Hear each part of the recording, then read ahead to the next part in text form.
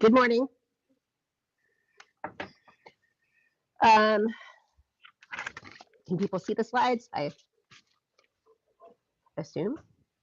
All right, there they are. Thanks, Jacqueline. Not too much pressure here. Good morning, everyone. If you could go, yep, there. I'm Michelle. Thanks for joining here. We have with us here Lisa Barone, who I have the pleasure of working with on the daily, VP of Brand at Overit, Zeth Moser-Katz, who I just adore so far in life, Head of Media Services and Content Creation. And I had the pleasure of meeting randomly on Slack James Bridgman, who is a marketing and brand director out in the UK. So we're going international here at Overit. Next slide. Thanks, Jacqueline. So if you've ever joined us before here talking about AI and faced me as your moderator, you'll know that I am an AI optimist. And so, you know, get ready for some excitement here. And I like to talk with a couple quotes that I find myself inserting in these things. And the first one being, of course, optimistic: the human spirit must prevail over technology. And we have a little image that, of course, Dolly decided was defining of this quote. So next slide, please. You know, the big question in content is, how should we approach the wonderful world of content in AI? And I think there's some apprehension of that. As we know, we hear a lot of these headlines, but I think, you know, we have a good handle on it so far. As much as we can in this fast, rapid moving world. And we're going to talk about how we approach AI and what, you know, each of us has as a perspective on, you know, how to approach it with content and empower ourselves. Next slide, please. So this is a lot of action verbs here, and you usually don't think of that when you talk about a person in content. But what we look at is, you know, the world with these action verbs of AI. Using AI in these ways like predicting, helping optimize, helping categorize, helping simplify, translate, automate, ideate, analyze, proofing. You know, there's all these things that AI can do that helps assist content, not replace a human. And, you know, the key here with all these things is that the human, you know, one of us, is the one actually predicting, you know, using these tools to help with what you do in your head all day. Next slide, please. You know, so I think we've landed on some principles here at Overit of how, you know, so far not to approach AI, which is, you know, not to have it basically as a runaway train, you know, writing without your human-led you know, management here. So it should not, in our opinion, be writing your entire blog or doing anything without us fact checking it, having it kind of run on and, you know, write your social, write your emails. Doing anything untouched and unmanaged is not something we advise. Next slide. This is a mouthful, and but I wanted to just show this. This is our Overit AI guidelines that you can find actually in the footer of our website. If you go to the next slide, Jacqueline, you'll see that here's some things I pulled out that we've learned so far for our guidelines is really using our power for good. I am a Star Wars nerd, so I do, you know, I have to have the Yoda and power for good as a regular quote here. But AI tools start and end with humans. That's what we believe, and we want them to leverage our people and their skills and help assist them in their ingenuity, creativity, and expertise, but not replacing anyone. We believe that it has the power to help, and we want to use it responsibly. So that is our belief. Next slide.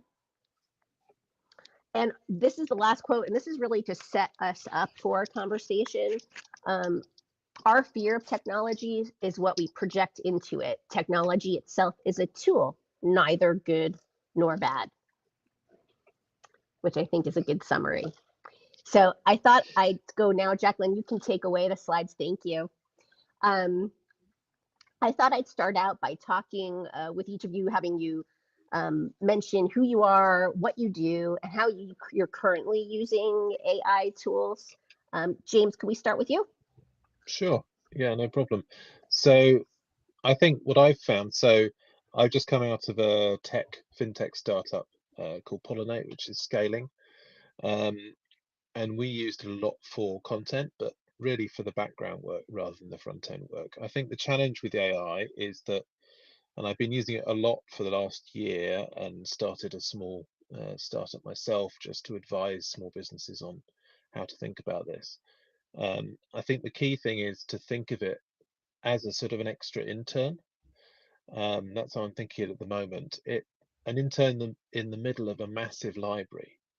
And you wouldn't ask that intern to go and write you a large piece of work that would stand out in the market, but it would be fantastic for them to start you off and to do some of that basic work. And I think it will get a lot more sophisticated, but at this stage, I think that augmented role is where it adds the most value. Obviously, with a lot of the things we'll cover um, in terms of dangers and potential risks that go along with it. But yeah, so I tend to act as a consultant and advisor for scaling businesses, and that's where I see the most value for me anyway. Yeah, good stuff. I've definitely heard the intern philosophy before. Lisa, why don't you talk about that? Because you were the one that actually said that to me, and it did register very, very, well. Yeah, I mean, I think I tend to think of AI as a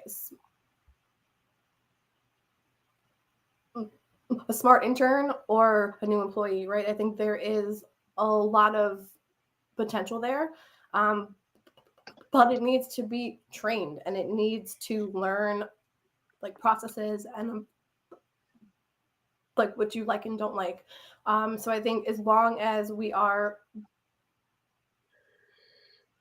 like using it, I think with those kind of like thoughts in mind, I do think there is a lot of potential. I think similar to James, we use it for the background work, for the research, for kind of like early ideation, like things like that. But then we hand things over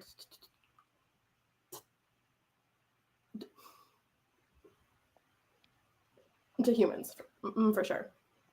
Yeah.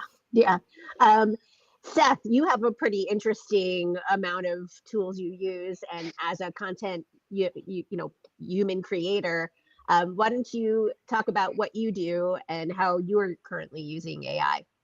Yes, thanks, Michelle. My name is Seth. I work at the New York Farm Bureau in Albany. We are a lobbyist organization that is focused on supporting the needs and the policies of farmers across the state of New York. So, all the way from the East Coast to the West Coast. And I have found that New York is an enormous state and has a ton and ton of farmers in it.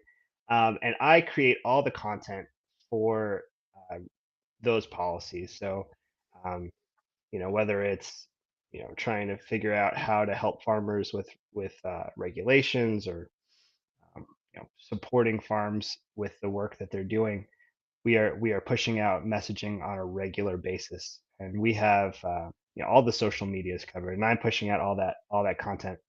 My background is a videographer, and I would like to say I'm a tech optimist as well. Definitely always trying to stay abreast of all of the new technology coming along, and it's challenging right now. Every time you turn around, there is a new technology coming. It's like weekly now. It used to be monthly, it used to be yearly, and now it's just like every time I turn on the news feed, there's another new technology, there's another new advancement coming along. and it's really challenging to stay up with it all. It's like it's a full-time job just keeping up with all the new tools that are coming along. Um, I like to think of the new AI tools as, yeah, like you guys have talked about, as an extra set of hands, as an assistant, and as a person who is mostly working by myself, from the creation process, from the ideation phase all the way to the posting phase of the content. It's always great if I can find people or ideas or efficiencies that can help with my process. So I've been trying to plug in these new tools wherever I can. So whether that's, I've used it for storyboarding ideas, I've used it for, I've used it as far as I've put a whole transcript to the large language model and asked it to pick out clips. It did a really bad job, but I'm just trying to test it as hard as I can these days, and it's really interesting to see what comes out. And a lot of times it doesn't make good work. Right now it's in the earliest phases, and I keep thinking this is as bad as it's going to be right now. It's only Yep. going to get better and better and better, and right now is just the worst it's at.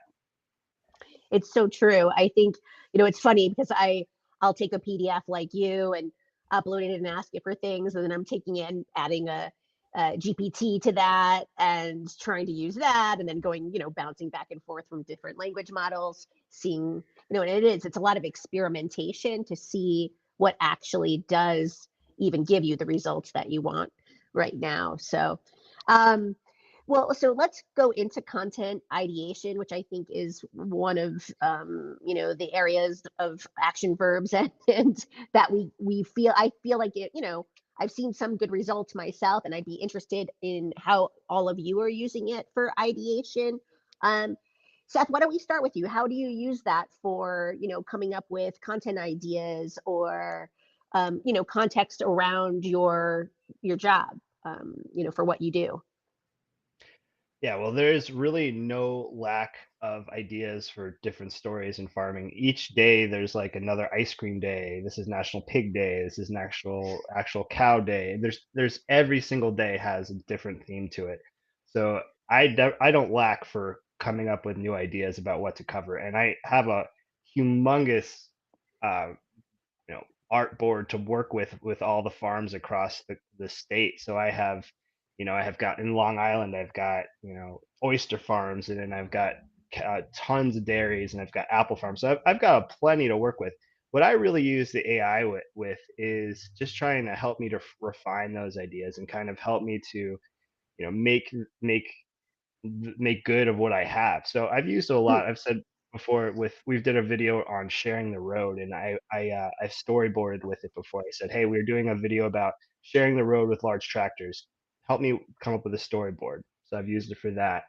I've used it for, as far as I've asked it to generate whole scripts for videos, and then used a voicing tool to voice them.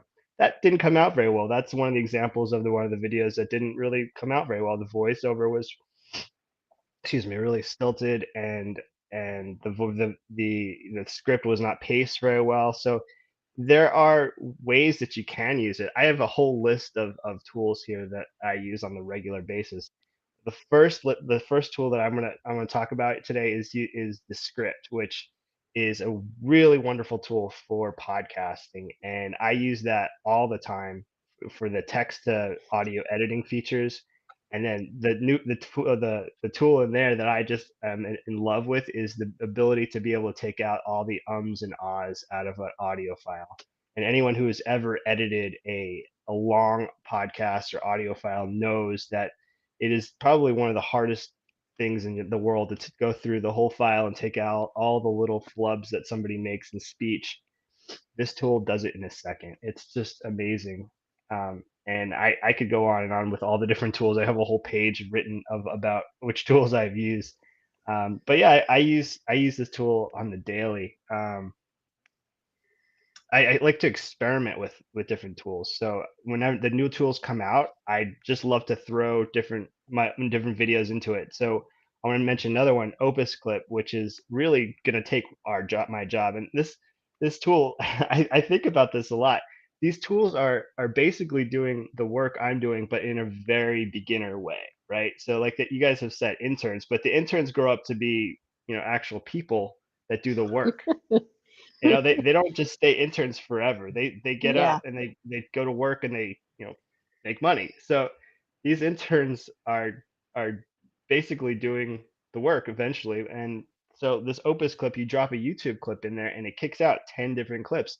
It goes through and analyzes each one of the words in the whole video, and then it ranks it based on the keywords, finds the best trending keywords and then ranks it from 100 to 0 and gives you 10 clips. It's like that work probably would have taken a person Yeah. many hours in the past. So it's something that just keeps saving more and more of my time. I just am amazed every time I open up the news feed and there's another new tool that's going to take another part of my job and automate it. It's just amazing. That was cool. I'm gonna check out. There was a few things in there I was gonna check out. James, what about you for content ideation? So for ideation, I'm a bit like I'm a bit like Seth, really. I don't have a problem Mhm. coming up with ideas. It's more Yeah. about that next step. And I think anyone creative has always had that moment where you're slightly blocked on sort of just taking that first step. Like there's almost too many options sometimes, but what makes the most sense? So recently I was asked to write quite a long article for a sort of international marketers publication, and sort of 3,000 words. And I thought I really need some help here because I didn't have that much time to do it. I need to get the bones of it out there quickly. And at the time I was experimenting with ChatGPT and creating personas. So I created a sort of expert copywriter persona, a marketing director persona, and then an editor and researcher persona. And I got them to interplay with each other to explore this topic and critique each other's work. And I still had to rewrite the entire thing that was produced, but it gave me a starting point where I didn't really have the headspace to go away and sketch out all the different components I could include in this article. But at least this way I have a draft, and I find that really interesting and really, really valid. It's very good at producing stuff that you're less fussy about, like things that you have to cover your bases, but don't necessarily have to make it stand out. That's something for a later stage. It gives you that sort of flying start, really. I think that's the strong point at the moment, anyway. Yeah, agreed. And I think that's a neat use you have of it, of the different personas and interplaying now that you can do with GPT between them is pretty cool. So I like that idea. I use it quite often as a riffing partner. It's like if I don't have one, it's at least nice to be able to, or I don't want to annoy Lisa, 5 times a day, then I can at least talk to GPT and bring better ideas to her. So Lisa, what's going on with content at Overit and ideation? Yeah, I mean, I think like unlike like these guys, I think like I like do need help with ideas. I think at Overit, like as an agency, we have a lot of like clients in like a lot of different like fields, industries, and worlds. So I think like using AI kind of helps us to do quick like keyword research, like identifying the trends, kind of analyzing like what people are like reacting to in the news, like on social, so that like we can create content that we know is of interest and that will like resonate with them. I think I'm also plugging in content to see kind of like what have I like not mentioned, right? Like what am I like missing that will help this be like more well-rounded? We're kind of putting in copy, say for a like healthcare client, like like what questions would a patient have versus like what does a like provider like really want them to know, you know, kind of just to like understand like perspectives. You know, and I think I like James's like comment about kind of like using it for stuff that you're less like fussy about. There is a lot of like work as part of the like content process that I am like very fussy about. So I think once I have kind of the meat and like the brain of it, like using AI to kind of like speed up the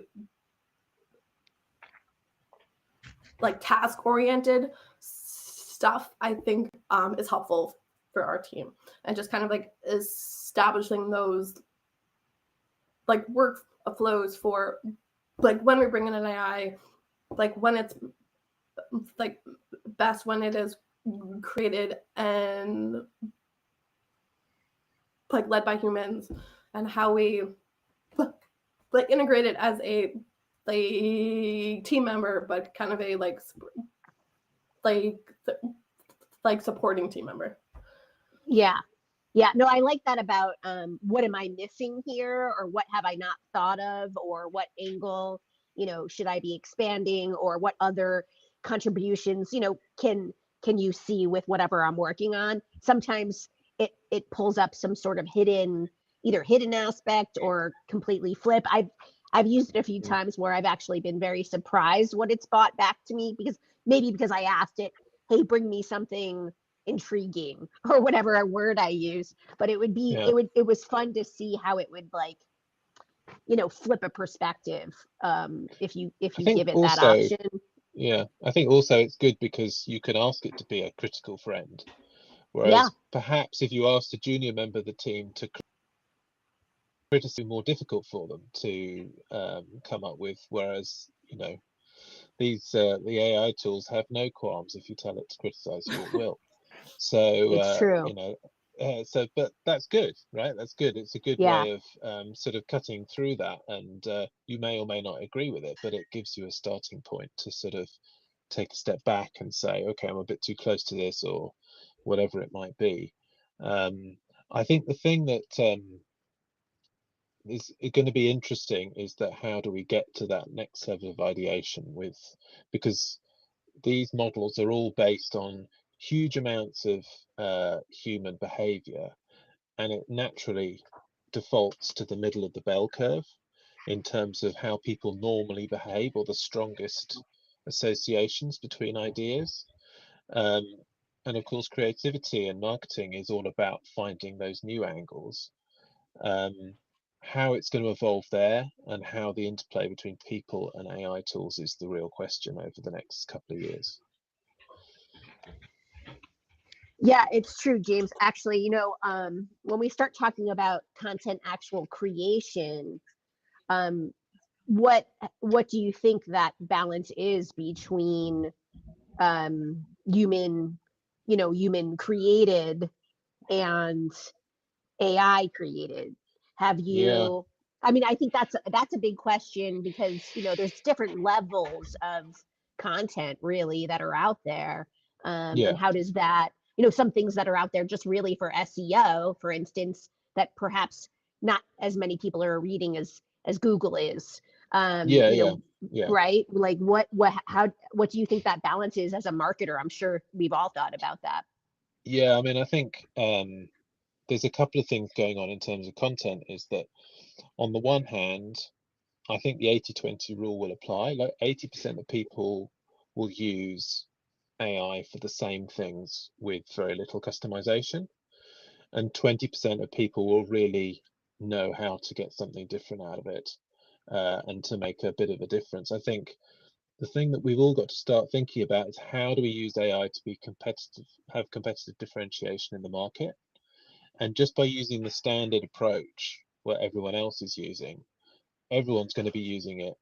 Everyone's going to be producing more content faster, at more volume, more speed. So it's actually going to get worse for everyone unless you make more of an effort to be different. And that doesn't mean not using AI. It just means using it in a different way, trying to be a more imaginative, try and think a little bit more laterally, which I think AI struggles to do. You know, how do you connect? If you've got an idea, you know, it's like Seth's idea, you know, you've got the oyster farm and you've got, you know, National Pig Day, whatever it is, you know, how do you think about connecting those two things in an original way? I don't think AI would come up with some very particularly good ideas, but there might be some human stories in there which has some connections which Seth could identify, but the AI can't. But the process driven activities around content, so like you say, SEO, for example, you know, would really work. So I think we've got to interrogate these tools to find out where the wins are for all of us. Yeah. Lisa, one, you're a fantastic writer with, so much personality. And I know that comes across very, just so awesome. And you've also really taught me how to kind of keep that that edge and that voice and that authenticity, and I'm still working on that. But I also, because I'm not the writer you are, but I'm also seeing a lot of, I'm noticing more those real, creative, authentic, awesome pieces of content. And I'm hopeful of more of those and that kind of standout. What's your feeling about how do you prioritize that and keep that alive, or keep and also make sure as many marketers do that as we can? I mean, I think like right now, like AI is helping a lot of people to write a lot of like mediocre content like really quickly. And I think as like everybody starts to use the same tools for the same tasks, I think everything, kind of starts to like sound the same.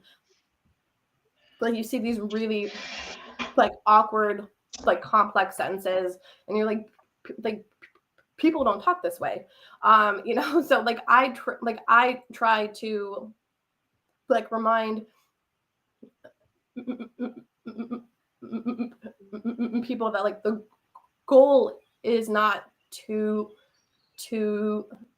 like hoard content. I mean, like the goal is to like use the content to create connections.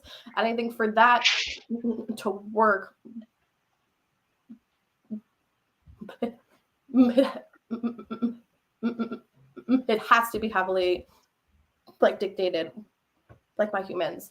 I think because of that, like I tend to discourage people from letting AI like write the like first draft of something. Like for me, like that first draft, or that kind of, like when I'm putting together but like a messaging document, that process is like where the thinking happens. It's when I am like writing and like rewriting and kind of trying to like distill things until like I have that kind of like magic point, right? And like once I have that, like I can like use AI to kind of help me,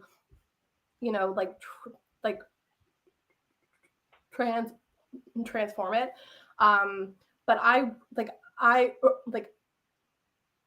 really value like writing content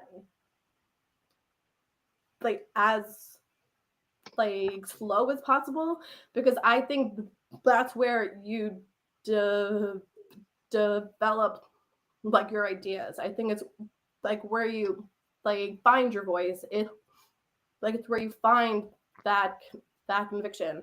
And I think if I were to like use AI to do that, but like it wouldn't be as powerful in the end. So again, I think it's like understanding that there are different types of content, right? Like not all content like needs a heavy like voice and heavy like conviction. But I think when we are talking about brand and we're talking about those points that really define you, like I would like I wouldn't like trust that to ChatGPT. Yeah, well, and conviction is such a great word, but we both know there's plenty of content that doesn't have conviction.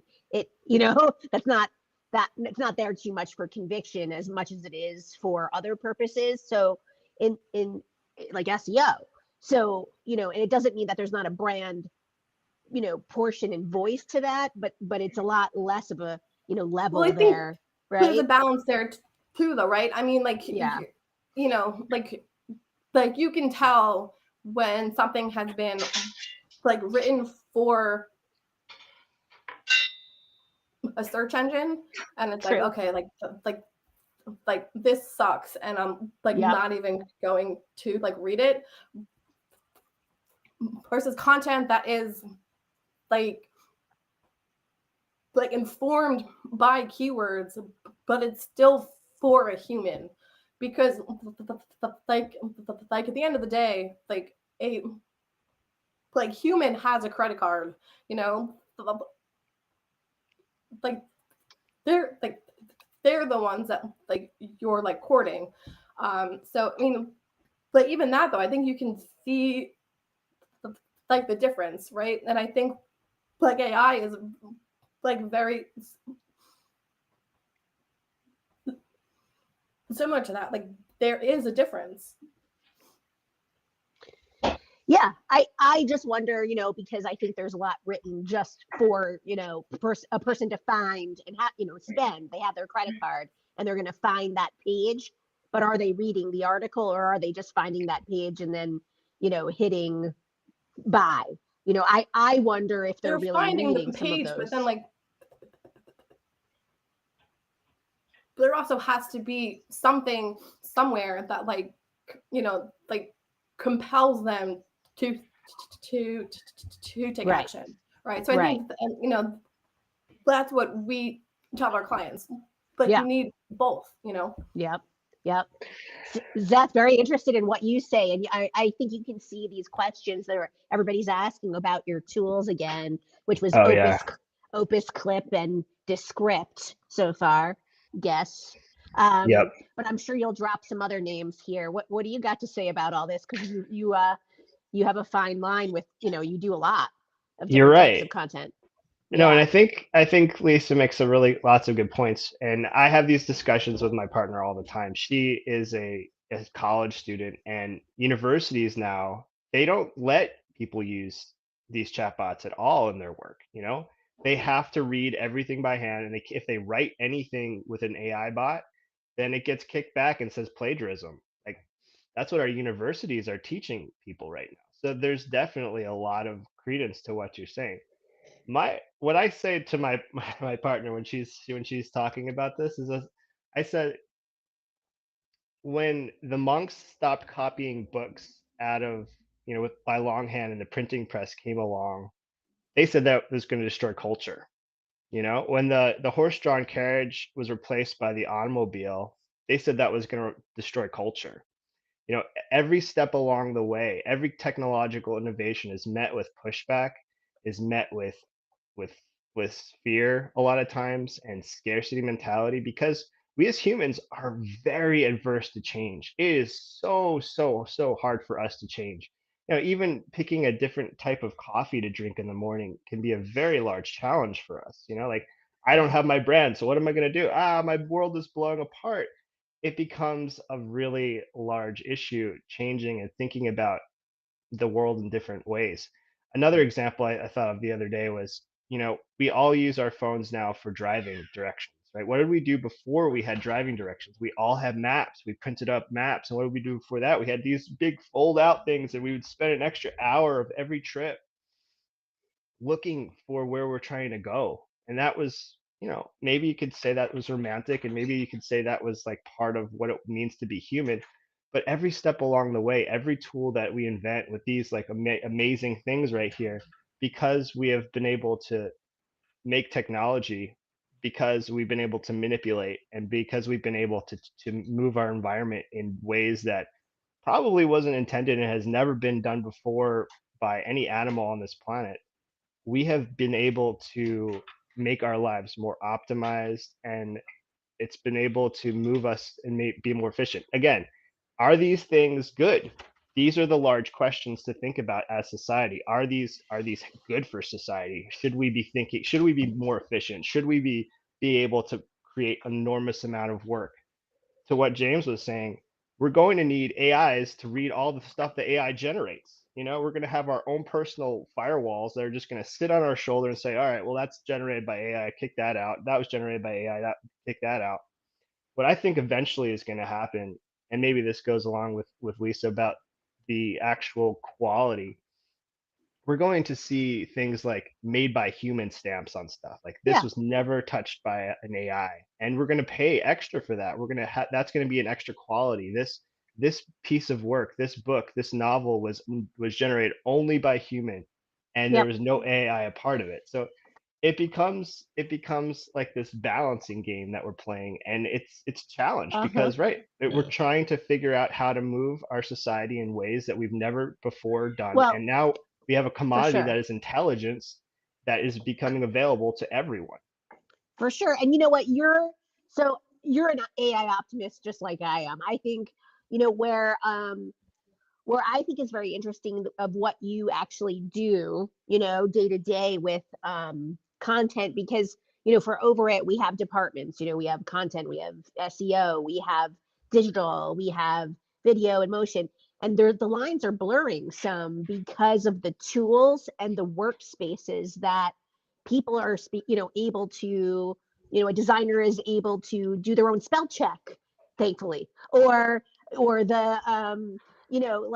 somebody that's a designer can maybe do a little motion, or things that the lines are kind of blurring, and you're one of those people that is blurring lines all over the place, right? Because you are able to write content, create content with, edit content with the help of these tools. So I guess Mm. it's like, what kind of, and you're right, like, we have to strike these balances, and some of this is like, we may go up, we may go down before we go up, or vice versa. But how do you think that that what would you advise in this audience? Like, how would you advise they go about content creation, and looking and blending these things? Yeah, so in my work, I am always thinking about how to repurpose content. And like you said, I wear many hats, so I write for the newspaper, I make videos, I shoot videos, I edit videos. I think about how the video edit is going to start, and I go make the interview calls, and I schedule all that stuff. And then I conduct the interviews, I shoot all the B-roll. And then, afterwards, I'm marketing it. I'm taking clips out of the video. So I'm thinking about all that as the process is going along. Oh, that's going to be a great clip for a short. Oh, that's going to work well for the longer piece. What the AI does really is take some of those hats that I have to wear all at the same time, which gets to be a lot for my little, one person brain. And it gives me an assistant that says, okay, here, this clip will be great for a short. Okay, this Mm-hmm. interview, if you take the transcript and throw it into here, it will pull out 10 or 15 quotes that'll be great for a newspaper article.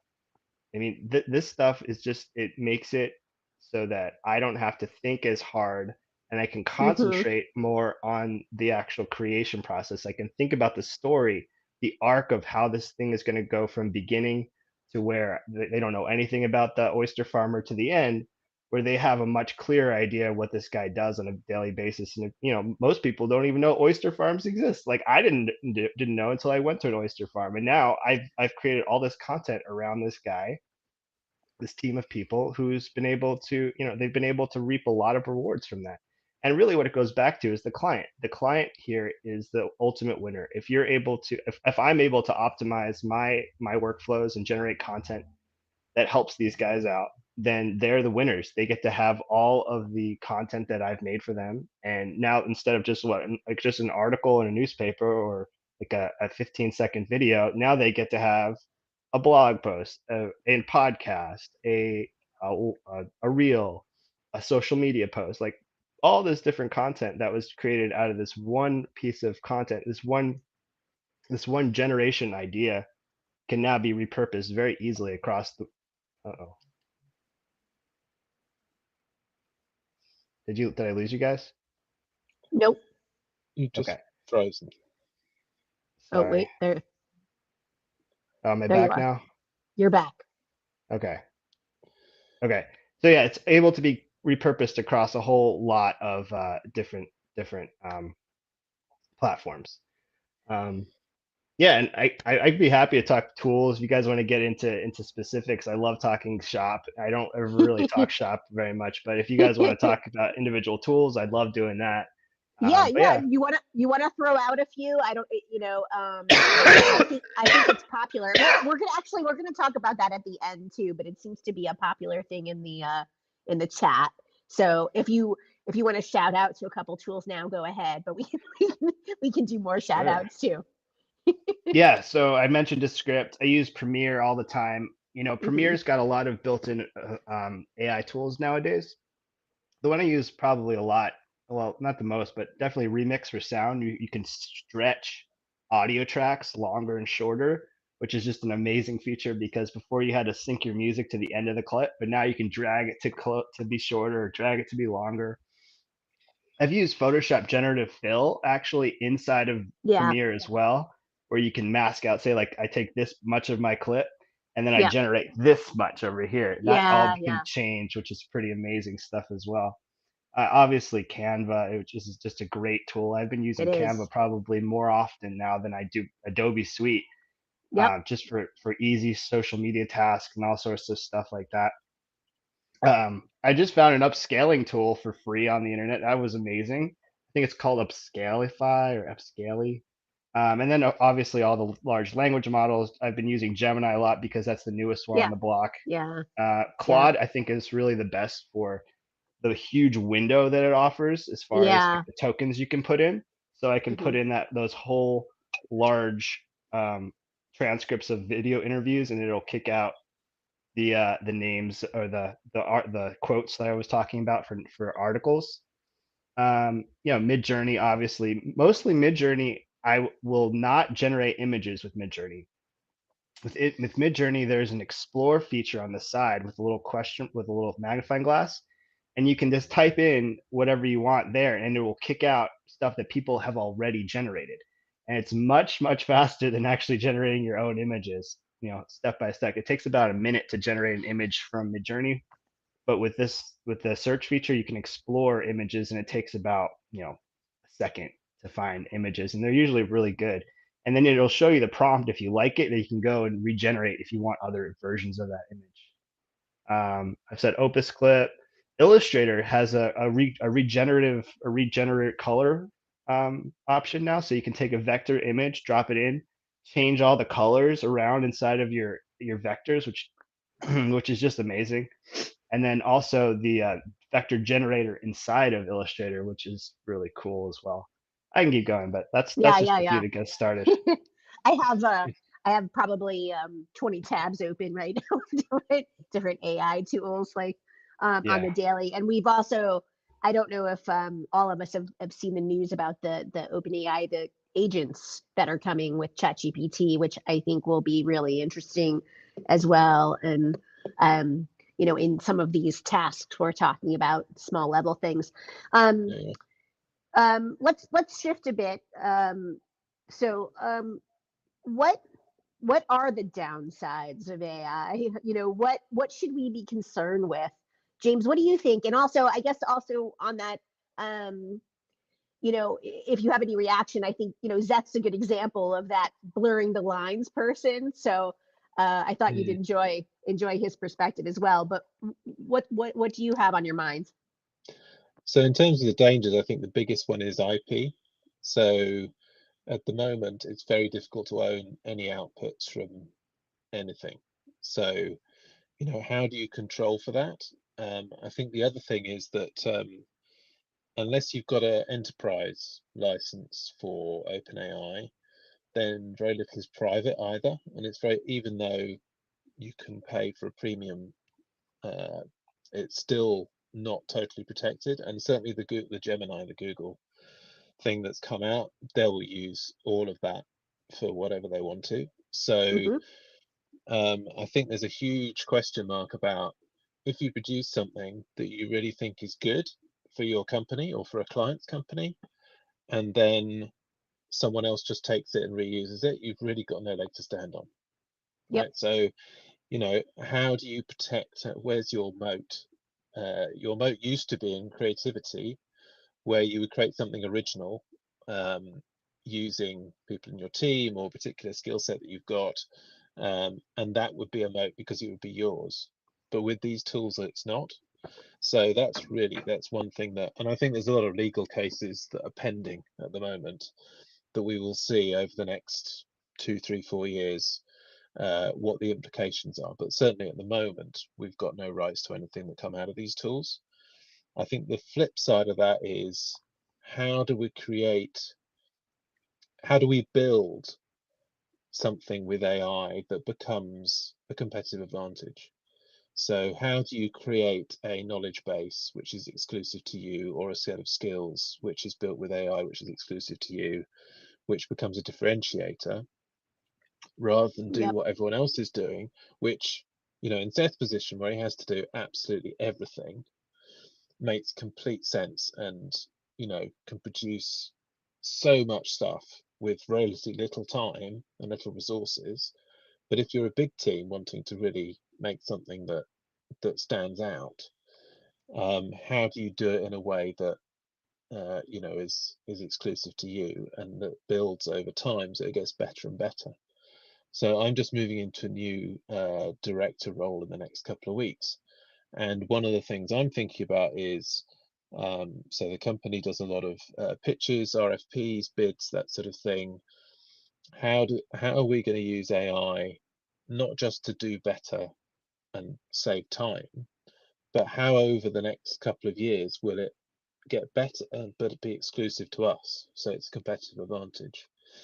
So there's lots of interesting areas there which everyone's still exploiting. And, you know, to the point before about whether you're an optimist, I'm probably an agnostic, veering towards optimism perhaps, but every technology that's ever come along, people overestimate the impact in the short term and underestimate the impact in the long term. So everyone's going, oh my God, what's all this technology? And I think the more I've used it, the less worried I am now.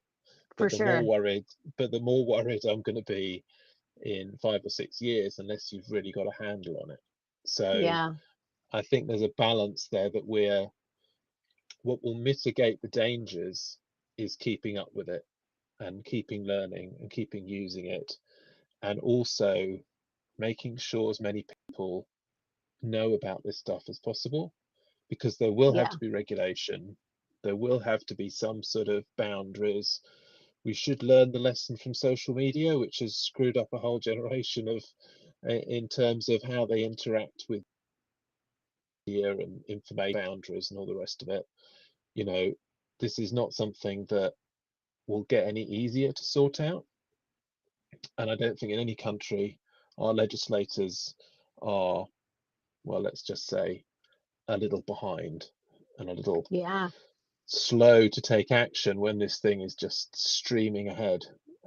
It's so true. So, you know, and what is the Chinese Communist Party going to do with all those TikTok videos? You know, we don't really know. Right. But sooner or later, something's going to happen where they go, oh, that's what they're going to do with them. By that time, it's too late. So we have to start thinking about some of this stuff. And we have to start anticipating that there will be regulations. So what are the implications for now? You don't want to do a whole ton of work over the next 18 months and then find that you can't use any of it because that particular dubious use of AI, where you're sort of blurring the edges a little bit, not quite so ethical, will be banned. Whether it's copyright or whether that's targeting people in particular ways or personalizing or whatever. I think it's going to be an interesting area. We don't really know where it's going to go, but I think it's worth just, if you're in a bigger team, just have the odd conversation with the lawyers and the other people in the business who can see where the rest of your business is going and how it might be impacted by AI. And don't just think about marketing and AI. Yeah. Think about the whole business, because they're all interaction. Yeah, that's a lot of good advice. Yeah, there's one other thing that I wanted to say that is a really good thing about AI, I think, is that I've always been a really keen advocate of writing a really great brief. And that is one thing that AI can do really well, can really help. And so really, if you're running an agency now, you should be encouraging your clients to use AI to write a great brief. Maybe you should provide them with a custom ChatGPT bot where they put their needs in and it will spit out a brief, because that's always been a bit of an Achilles heel of the relationship between client and the agency, is that the client don't know what to ask for and the agency don't know how to interrogate the client, some of the time anyway. And Yeah. I think that could produce a lot better work from everyone. So anyway, just want to mention that as a thought earlier.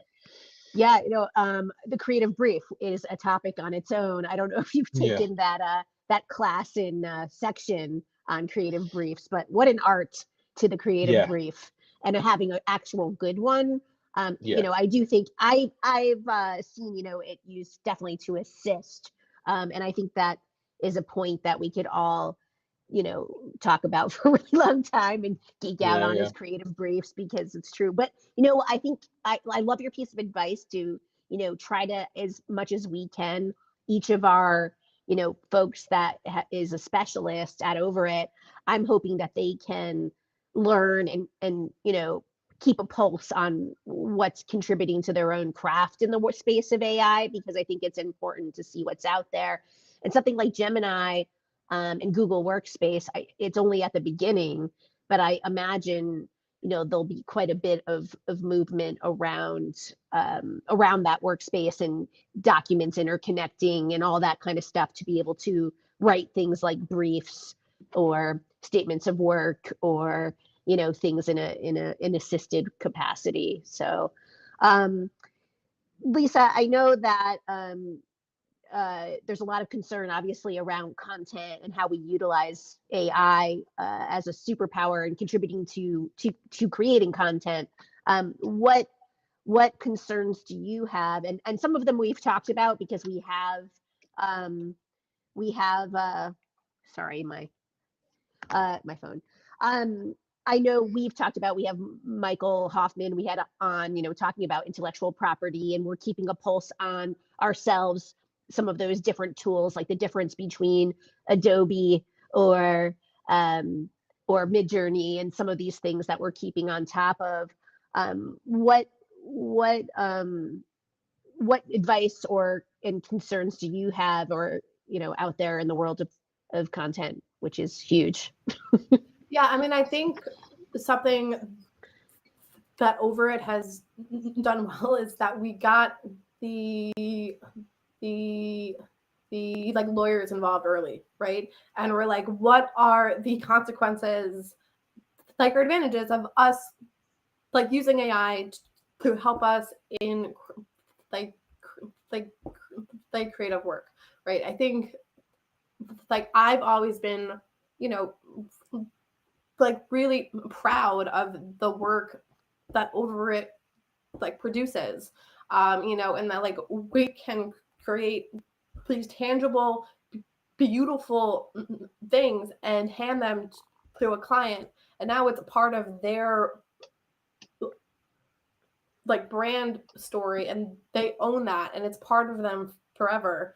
So I think I am very, I don't want to say like concerned, but just concerned about, like, do they own that now? And, like, what happens to this thing that, like, we've built? So I think, like, ownership of that is, like, something that I know that we're, like, thinking a lot about. There's obvious things like bias and, like, whether or not the information is accurate. The AI is only as good as the info it is trained on. So if we're, like, feeding it like garbage, or if it's pulling from information that is already biased, I think just having people kind of, like verify things. I do worry, and I've kind of talked about this, when, like, everybody's using the same tools for the same things, just kind of like, what does that do to the creative process? I think, like AI excels at things like data, like analysis and finding patterns. I think it's less skilled at, like, empathy and, like, mimicking like a human. And I think in marketing, like, that's a lot of, like, what we do. We are appealing to humans, and we are, like, trying to be the most human, and I think when we look at how someone in a role like Seth, I think he is, like, leveraging AI to be more human and to create a more,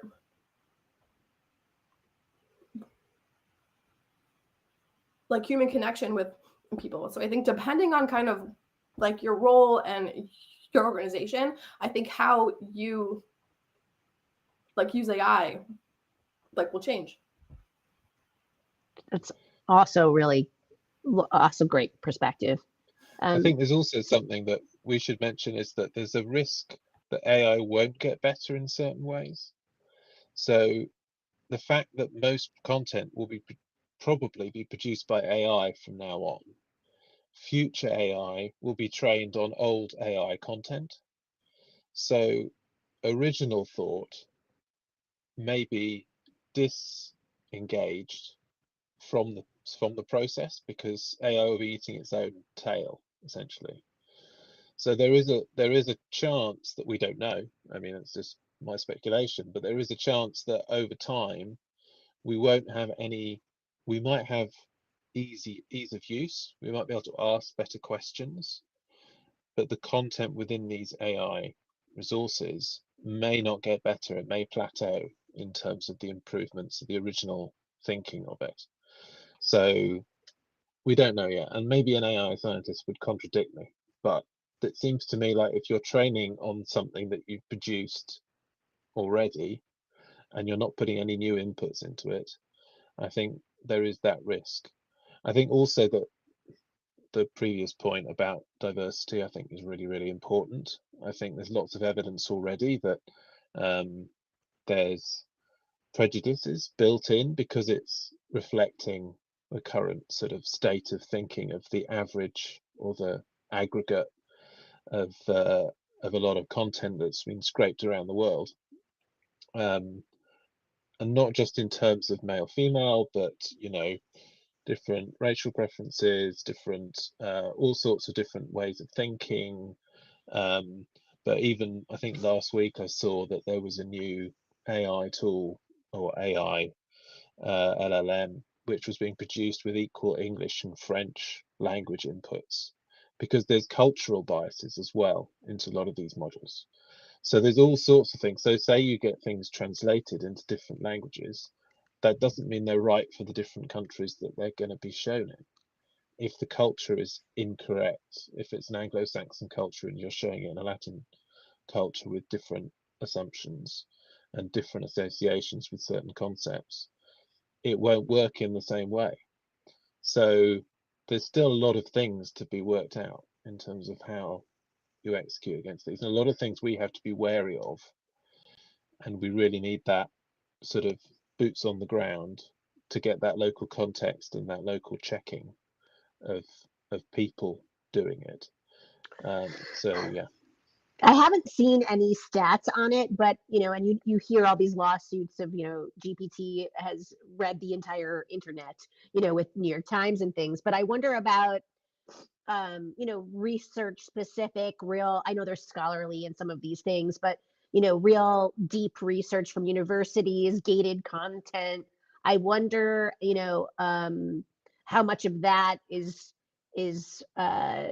lacking in some of these language models, because I think there is a portion of content that is not on these things, or at least not that we know of, and just when you think about professors doing journal articles for the last 30 years, all their stuff is not in I don't think is in Perplexity, so I wonder about, and what if we'll see more niche specific language models or paid research models and things like that as we go forward.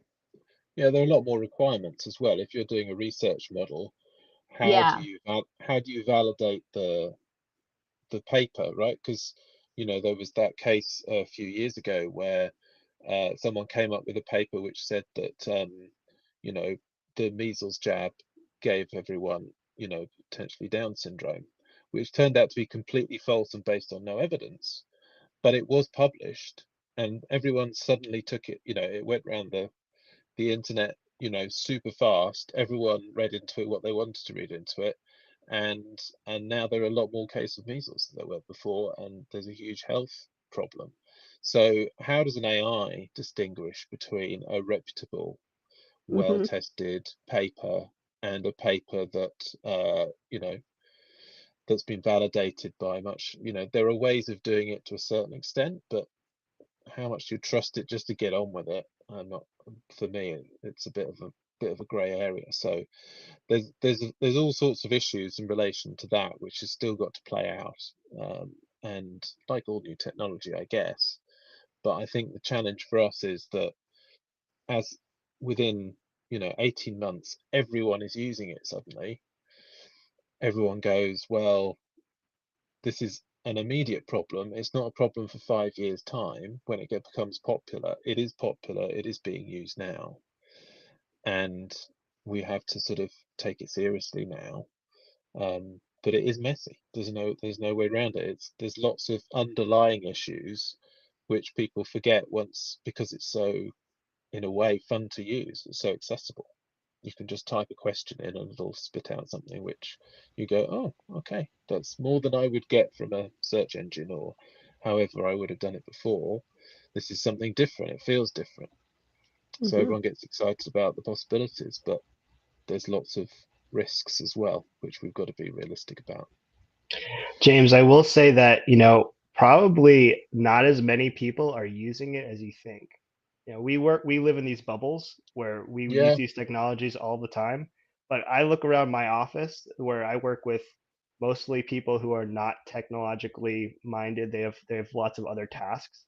And I would say probably maybe 1 out of 30 of them are using it, maybe. And I would like challenge you to say, like, how many people have generated a large language model that are people who are not, or generated a question in a large language model that is not, in this field. A lot of people have no awareness of this stuff at all. That's it's true. It's really something.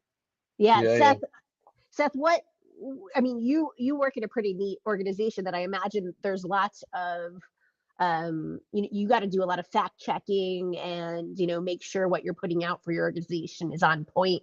What advice would you have for other organizations, let alone in this field of content? What are you concerned with, and what would you advise? Yeah, no, I think a lot of the points you guys have made are like on point.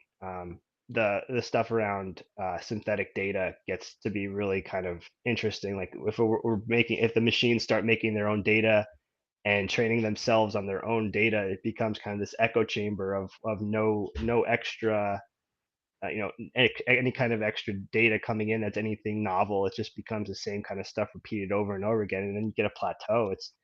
It could possibly happen. Who knows really what the future of this will happen, and it's going so quickly, and it's so new right now that we have very little data to go on or really make any kind of assumptions.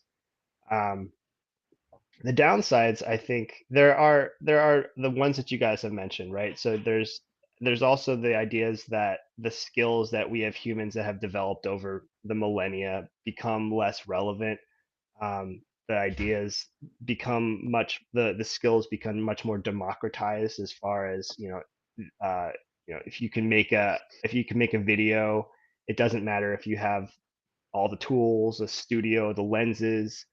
What really starts to happen though is the ideas start rising to the top. So whether you're, a peasant farmer in China who's just had an idea for a new a movie, or you're a Hollywood executive, if you have an idea that has credence, it kind of rises above, which, I think that it's in a really interesting time now, because as we think about the value of like human life across the world, what somebody gets paid in a third world country versus what somebody gets paid in a first world country, and then how that is valued across our capitalistic world, it starts changing many parts of our whole society. Like how can you pay somebody much more for an idea that comes out of another country if they're using the same exact tools, if they're being able to generate the same amount of work from another whole country where they would obviously not get paid as much? These kind of discrepancies in pay start to pop up. And what you're saying, Michelle, it's important to fact check all this stuff. Oftentimes I've used these models and it kicks out a fact that's like, well, that's obviously not true. Pigs do not fly, and horses can only can't run 90 miles an hour. It's like, okay. The one thing I have noticed in image generation on Midjourney is the cows always look very evil. They're always looking at me like they want to get me. And I don't like using any AI It could be in generated your own images of head, cows. possible, It could be. possibly. No, obviously. Yeah, But look at a cow. Look at a cow that Midjourney generates just anytime you have a chance. But they always look a little bit evil. And I yeah, don't know. Maybe that's just me. I don't know. yeah. I think It's obviously it's a trained on the far side.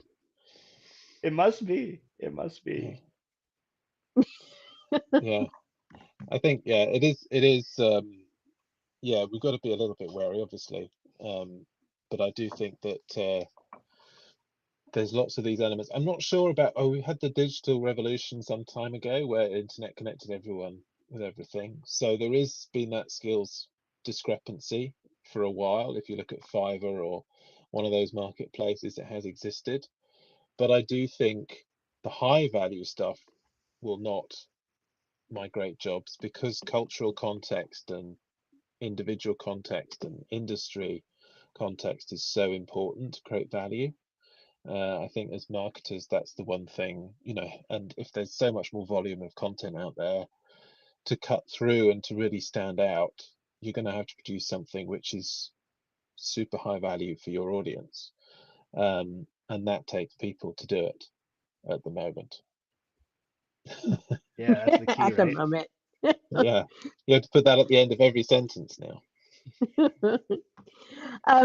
Well, it's been popular. There's a lot of people asking about tools. So, what I think, for people starting out too, it seems we have a few people asking about, where to start, which we've talked about before, starting with something like, I think Perplexity I've advised for people as a good entree into, using a tool that you can riff with and write some things, use it for personas, that sort of thing. I think it's a good entree.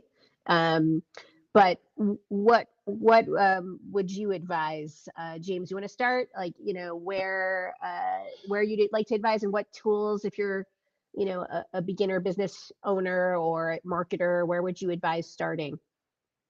Sure. I think it is also confusing if you're just starting out, because within the last 6 months, apparently every tool has AI in it, which is actually not true. That's true.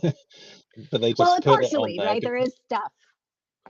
Yeah, there is stuff, some of it, but how do you tell the Yeah. difference, right? How do you stuff that's actually using AI properly, and how you're just using it? So I would start definitely with the pure AI tools, so ChatGPT, that sort of thing. And I think the key for learning for this, as in a lot of things, but I think the key for learning is just trying different things and playing around with it. You're not losing anything by just having a go and asking it, and you may be impressed and you may not be impressed. I think that's one thing, and I think asking people about AI to try it as well. So people in other teams, Yeah. people in your own team, to Yep. just say, okay, you try and do this on a couple of tools which say they've got AI, and see what results you get. So for example, Midjourney is a good example. I've been playing with Midjourney for a while, so my background is sort of photography and design and brand, and have been I got to the sort of plateau level very quickly, because I could see that all I was producing was all the other stuff that everyone's now posting on LinkedIn as sort of AI outputs. So I've tried to sort of work through that to try and get to some more original ideas and styles, with varying degrees of success. But it is at least a start for me to see, well, I can see there's certain niche scenarios where that's a much better way of going. But a designer would come up with a completely different way. Talk about Illustrator. I haven't been particularly impressed by illustrative generative AI capabilities in terms of illustrations, sort of. Think simpler things like logos and diagrams, it's pretty awful at. But there are different sorts of tools out there which will do things in a very specific way, and I think they will get better over the next sort of 18 months, and to follow more exactly the sort of outputs that people expect. So I think try things out with the tools you've got at the moment, which have some AI features, and the early wins will be process wins. So if you're doing something with a big manual process behind it, like SEO elements, research optimization, like say putting a big video clip in and pulling out lots and lots of little clips out of it, those sort of things AI is brilliant at. It doesn't really take a lot of thought doing it. It's just a pain in the backside to actually get it done. But I would say, yeah, try a few of the pure AI tools. Just try it. Just get on with it and try it, and then use the existing tools that you've got and see what's coming down the track with those, and make sure as they release AI features that you start using them, because you'll have been used to the normal tool, and you'll see the difference, and you'll see the incremental improvements that you can get as they add AI features. That would be my tip. Yeah, I think, it's hard. I've definitely talked to some of the specialists at Overit and said, hey, try some things. And I do think that's important for them to be able to, as, specialists, look at their field, what's out there, and play, like you said. But some of those tools are kind of fun to poke your head in, and at least they're all offering, a demo, right? So it's like even just trying them and seeing them, and if they're junk, validate yourself and move on to the next one. But at least see what might help your life, and contribute it to what you do.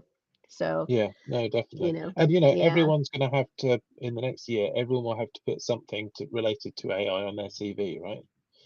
I can't remember what the book was, but there was a book that I read about 5 or 6 years ago, which was talking about everyone's going to have an augmented digital twin, which you bring and you train and you bring with you from job to job, and that when they hire you, they don't just hire you, they hire your AI assistant as well.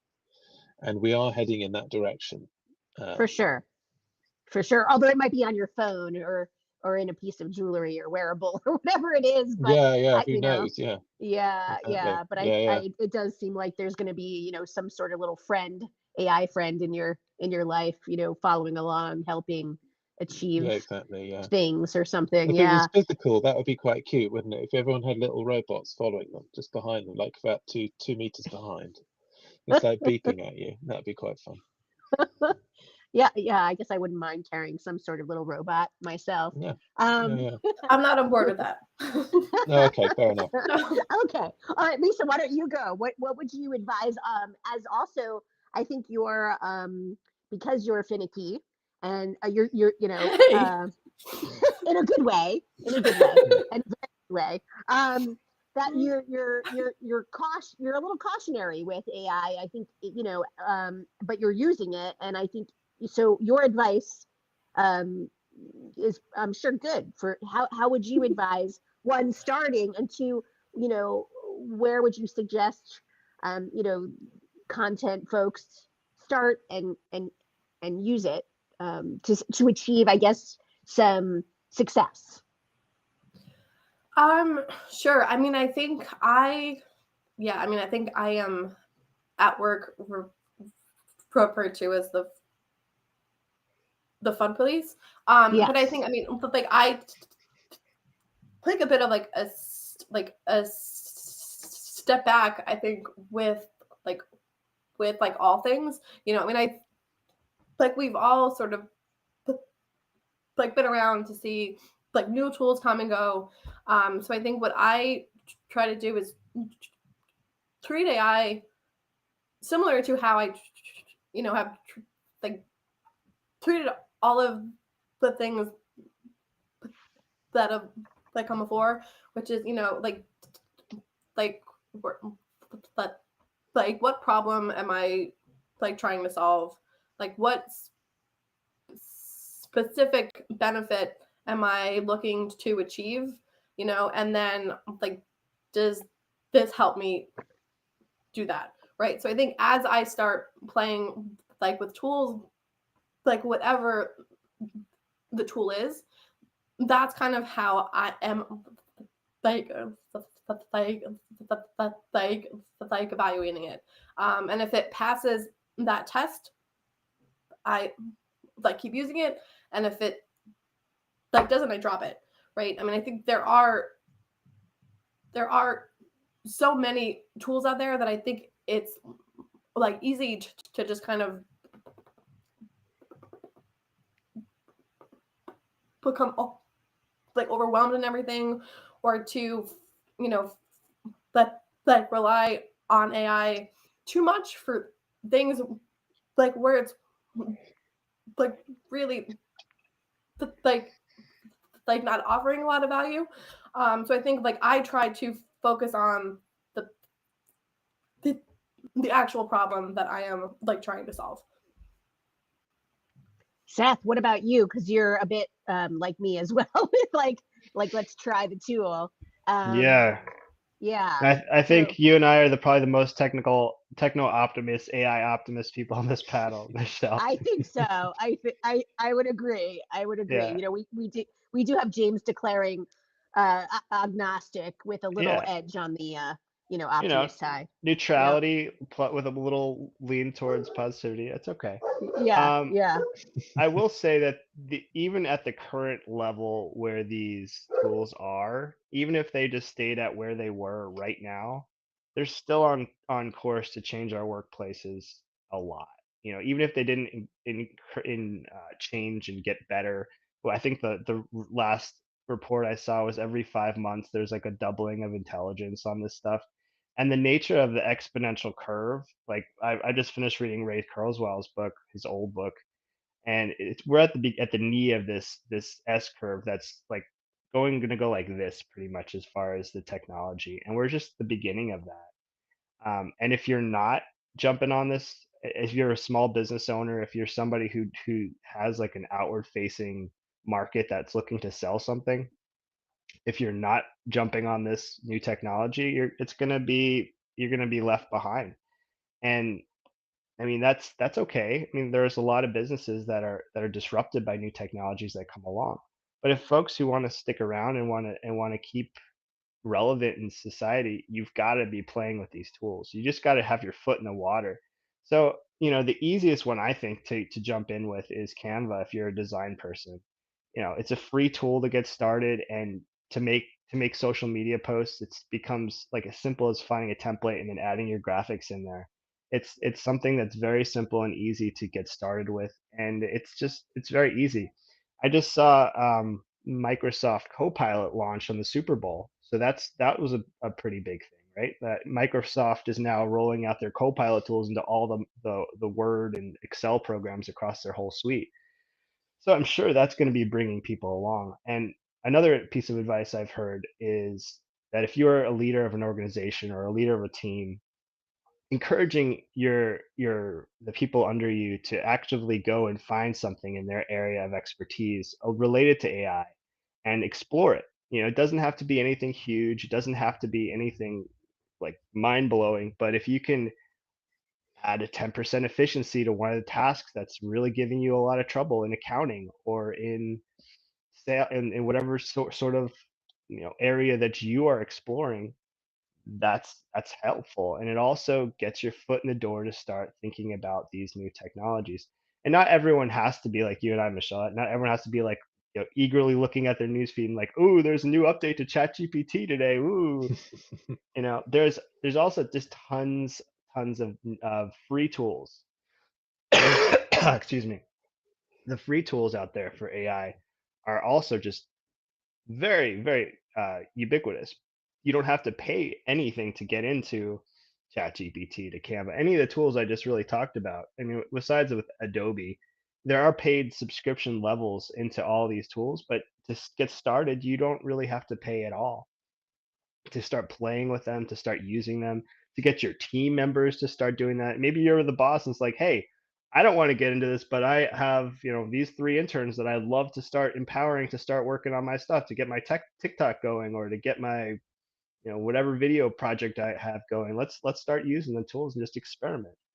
There's very low barrier to entry at the moment, and the upsides definitely outweigh the downsides in my mind. That's true. I mean, I think I am a big fan of. I think it's good for each individual to do a little research and look at what's out in their field and what's out that may be of interest, and just poke your head in it.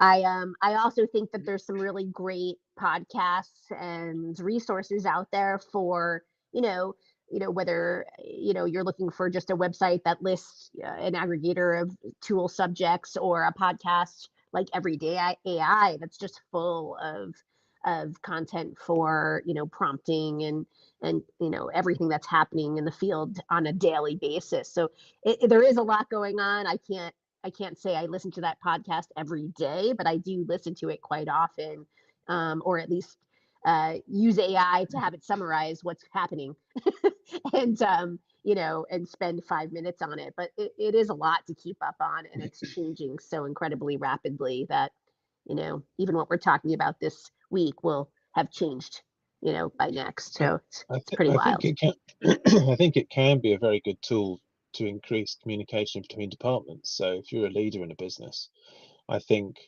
so we've all come across the classic thing of salespeople not reading what the marketing's doing, or not really following through on what we've agreed on the marketing campaign to follow up, or whatever it might be.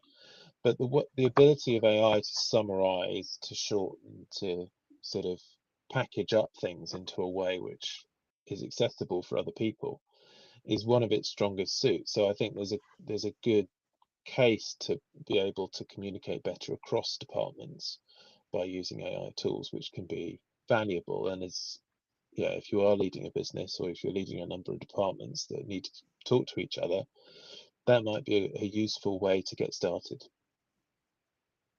Yep, agreed. I think we're about out of time. Is that right, Jacqueline? I think we're here, right? We're going till about now. So okay. So I don't know if there's anything else we want to talk about, or you know, I see a few questions, which is really just around tools, which I think we've covered. So if we have any other questions, that would be great, or we can close it out.